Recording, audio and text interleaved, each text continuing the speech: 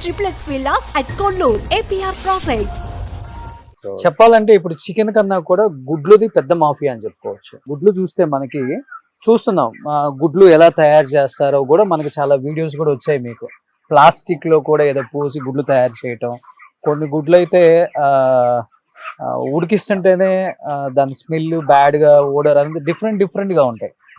లేదు అది ఇవన్నీ ఎట్లుంటాయి, ఒక ఏదంటే అది ఇప్పుడు ఏఐ కూడా వచ్చింది, ఇష్టం వచ్చింది రాయొచ్చు, ఇష్టం వచ్చిన వీడియో తయారు చేయొచ్చు. జనరలీ మన గుడ్డు ఎంత 5-6 రూపాయలకు గుడ్డు, మీరు దాన్ని రీప్లేస్ చేయాలంటే దానికంటే తక్కువ లేదని చేయగలగాలి, కానీ ఎక్కువలో తయారు చేసేదాన్ని మనం, అది బిజినెస్ వర్కౌట్ కాదు కదా. అవును, మీకు అంత చీప్గా అంత మంచి ఫుడ్ వస్తుంటే మీరు దాన్ని ఇంకోటి ఏదో కనుక్కో. ఇప్పుడు సపోజ్ ఆ గుడ్డు 50 రూపాయలు అనుకోండి, మీరు ఏమైనా చేసినా కూడా నిజంగా చేయగలిగితే కూడా అదొక మీనింగ్ ఉంటుంది బిజినెస్ సెన్స్ లో.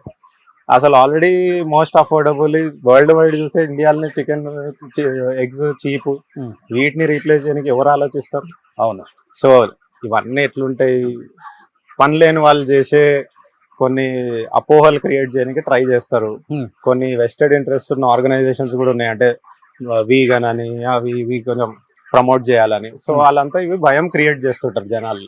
ఇప్పుడు మీరు వచ్చినారు, ఇవి న్యాచురల్ గా తిరుగుతున్నాయి, క్లియర్ గా చూడొచ్చు కదా. అంటే ఇదేంది, ఇది ఫామ్ మాది సొంతంది, కానీ అట్లా మా దగ్గర ఆల్మోస్ట్ 5-6 వేల మంది ఫార్మర్స్ ప్రతి ఊర్లో ఉంటారు. ఇప్పుడు జనరల్ గా ఏంటంటే ఒక అగ్రికల్చర్ చేసుకునే రైతు పక్కన ఒక చిన్న షెడ్ వేసుకొని ఇది రెగ్యులర్ ఇన్కమ్ లాగా ఉంటది. సో ఏ ఫామ్ అయినా ఇదేదో క్లోజ్ డోర్స్ లో చేసే బిజినెస్ కాదు, ఓపెన్ ఉంటది. ప్రతి ఊర్లో ఒక ఫామ్ ఉంటది, ప్రతి ఒక్కరికి కోళ్ళు అంటే ఎంతో తెలుసు. సో అది ఇంకా ఆ బిజినెస్ ని కూడా అనుమానిస్తే ఇంకా మనం ఎట్లా? ఓకే.